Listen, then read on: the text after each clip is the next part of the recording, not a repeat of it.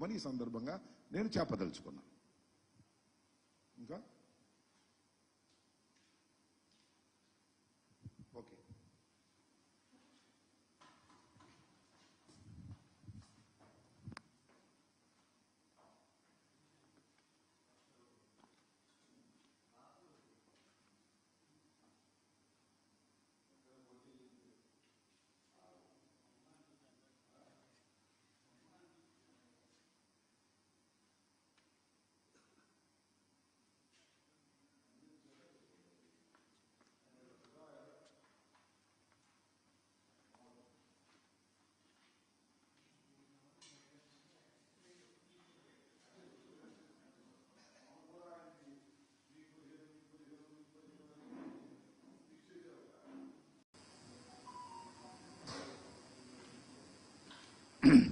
అందరికీ నమస్కారం.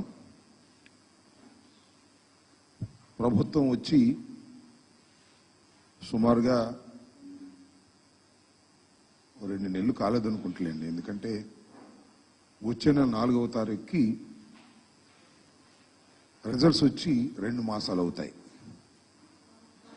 సుమారుగా చంద్రబాబు నాయుడు గారు ప్రమాణ స్వీకారం చేసి నేటికి 40-50 రోజుల మధ్య అవుతున్నటువంటి సందర్భం. ఈ సందర్భంలో చంద్రబాబు నాయుడు గారు శాసనసభలో కానీ బయట కానీ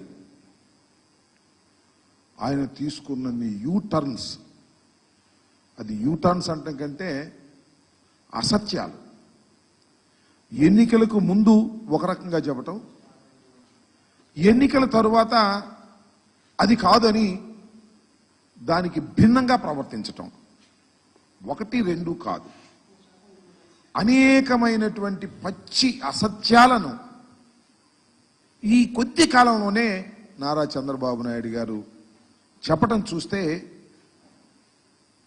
చాలామంది కొత్త వాళ్ళకి ఆశ్చర్యం వేస్తుంది. ఎందుకంటే మాలాంటి సీనియర్స్కి పెద్ద ఆశ్చర్యం కాదు. ఎందుకంటే ఆయన అబద్ధంలోనే పుడతాడు, అబద్ధంలోనే జీవిస్తాడు, అబద్ధంతోనే రాజ్యం ఏళ్తాడు అనేది ఒక సత్యం, నగ్న సత్యం. అది ఒక విధంగా చెప్పాలంటే అది గిన్నీస్ బుక్ రికార్డు కూడా ఎక్కదగినటువంటి అంశం అనేది నేను ఈ సందర్భంగా చెప్పదలుచుకున్నా. నిన్నటి వరకు అమరావతికి 15,000 కోట్ల రూపాయలు వచ్చిందని డాంబికాలు పలికారు. వారి పత్రికలు కూడా డాంబికాలు పలికాయి. మొన్న ఢిల్లీ వెళ్ళి మాకేమి ఇవ్వలేదనేటువంటి మాట మాట్లాడారు. 15,000 గ్రాంట్ అని చెప్పారు. మళ్ళా చూస్తేనేమో వివిధ సంస్థల ద్వారా అప్పు ఇప్పించడానికి కేంద్రం తన బడ్జెట్లో చెప్పింది. ఈయన అడిగింది కూడా అప్పే. మాకు గ్రాంట్ ఇవ్వమని అడిగేటటువంటి ధైర్యం కానీ అడిగేటటువంటి సత్తా కానీ నారా చంద్రబాబు నాయుడు గారికి లేదనేది చాలా స్పష్టంగా అర్థమవుతుంది. అప్పు ఇప్పిస్తారట, ఈయన అప్పు తీసుకుంటాడట. ఆ అప్పు ద్వారా 15,000 కోట్ల రూపాయలు డిఫరెంట్ స్టేజెస్లో దాన్ని చేస్తారట అనేది ఒక దాన్ని మాయాజాలంగా చూపేసేటువంటి ప్రయత్నం చేశారు. దాంతోపాటు సరే ఇంకా హామీల సంగతి వస్తే నేనేం చెప్పాలి? ఇంకా ఏ మాటకు ఆ మాట ఒకటైతే ఒప్పుకోవాలి. అన్నీ మనం కాదనలేం. కానీ చంద్రబాబు నాయుడు గారు 4,000 ఇస్తానన్నాడు, అది మాత్రం ఇచ్చాడు 1 నెల. నెక్స్ట్ మంత్ ఆ తర్వాత ఏం జరిగిందో మనం చెప్పలేం. ఇస్తాడు, కొంత దూరం పోయిన తర్వాత అనర్హులు చాలా మంది ఉన్నారు, జగన్మోహన్ రెడ్డి గారు అనర్హులకే ఇచ్చేశాడు, కాబట్టి అనర్హుల్ని ఏరివేస్తామని చెప్పేసి వాళ్ళని కొంతమందిని ఎదిరేసినా ఆశ్చర్యపడవలసినటువంటి అవసరం లేదు అని ఈ సందర్భంగా నేను చెప్పదలుచుకున్నా. ఇంకా గ్యాస్ సిలిండర్ల పని, ఆ సూపర్ 6 పని నేనేం ప్రత్యేకంగా చెప్పాల్సిన అవసరం లేదు. అది ఆ రోజునే చెప్పాము, అది సూపర్ 6 కాదు, అది సూపర్ చీటింగ్ అని. అదే చీటింగ్కి వాళ్ళ చంద్రబాబు నాయుడు గారు మాట్లాడుతున్నాడు. మనం చాలా ఆశ్చర్యం, అసెంబ్లీలో మాట్లాడుతున్నాడు, మేము సూపర్ 6 అని అనేక హామీలు ఇచ్చాం. ఆ హామీలన్నీ చూస్తుంటే ఆ పైన స్క్రీన్ మీద అసెంబ్లీలో భయం వేస్తుంది అన్నాడు. మరి సంపద సృష్టించేటటువంటి యోధాన యోధుడు, ఆర్థిక శాస్త్రంలో నిపుణుడు, ఎకనామిక్స్ చదివినటువంటి వ్యక్తి. ఆయన ఇచ్చేటప్పుడు భయం వేయలేదంట, అమలు చేసేటప్పుడు భయం వేస్తుందంట.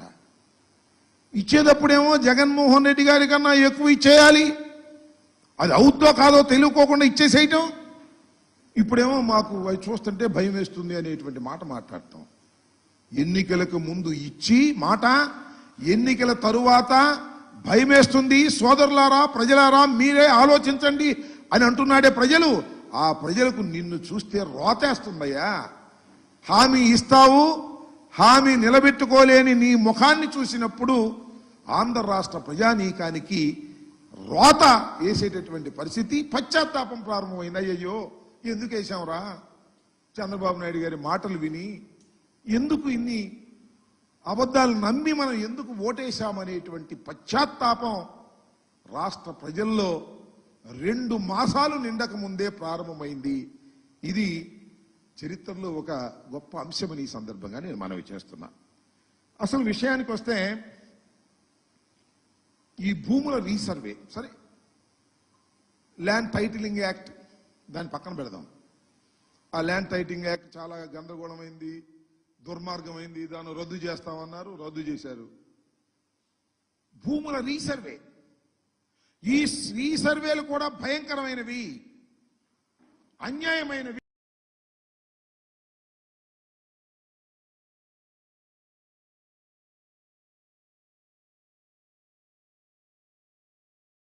ఈ సర్వే వల్ల రైతాంగం తీవ్రంగా నష్టపోతున్నారు.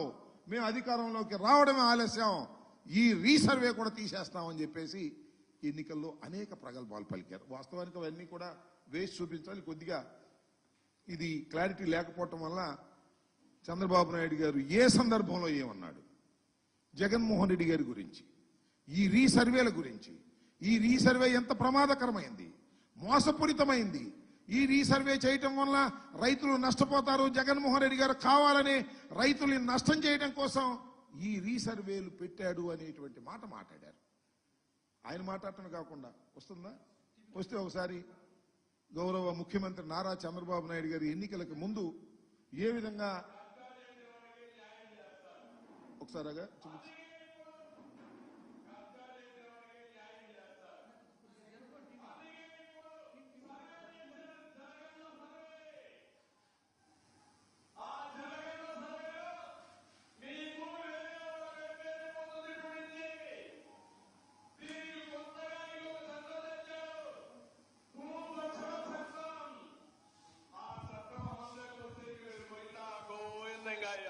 లేదు, ఇప్పుడే లాయర్లు చెప్పారు ఈ సర్వే లోపభూయిష్టం, దీనివల్ల లాభం లేదు.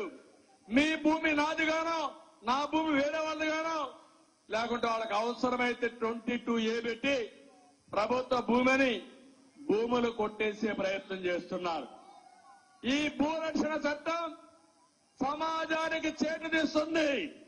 నేను అందుకే హామీ ఇస్తున్నా, ప్రభుత్వం వస్తానే భూరక్షణ చట్టాన్ని ఆపి మీ ఆస్తులు కాపాడే బాధ్యత తెలుగుదేశం పార్టీలని చెప్పి మీకు తెలియజేస్తాను.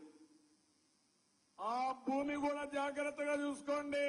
సర్వే అంటున్నాడు, సర్వే ఒక బోగస్ ఉంది, దీనివల్ల లాభం కంటే నష్టం ఎక్కువ ఉంటుంది. మీ భూమి ఈ వైఎస్ఆర్ దొంగలు రికార్డు వాళ్ళ పేరుతో పెట్టేసుకుంటున్నారు. అక్కడి నుంచి కుయ్యోమూరని వస్తే రాయబారాలు పెట్టి మధ్యస్థాలు చేసి సెటిల్మెంట్ కు వచ్చే పరిస్థితికి వచ్చారు. చుక్కల భూములు కూడా వీళ్ళ ఇష్ట ప్రకారం లంచాల కోసం కక్కుర్తపడి డబ్బులు వసూలు చేశారు. సర్వేల్లో కూడా కావాలని చుక్కల భూములు పెట్టేసి వీళ్ళతో మాట్లాడుకుంటే మళ్ళా పేరు మార్చి అందరికి లంచాలు ఇచ్చే పరిస్థితికి వస్తున్నారు. పిచ్చ ముదిరింది, ఫ్రస్ట్రేషన్ పీక్ వెళ్ళారు. ఇవన్నీ కూడా ఎన్నికల సమయంలో ఈ రీసర్వే మీద, భూముల రీసర్వే మీద పెద్ద ఎత్తున దుష్ప్రచారం చేశారు. ఇది జగన్మోహన్ రెడ్డి గారు చేస్తున్నారనేటువంటి గందరగోళం చేసేటటువంటి ప్రయత్నం చేశారు. సరే, ఈ రీసర్వే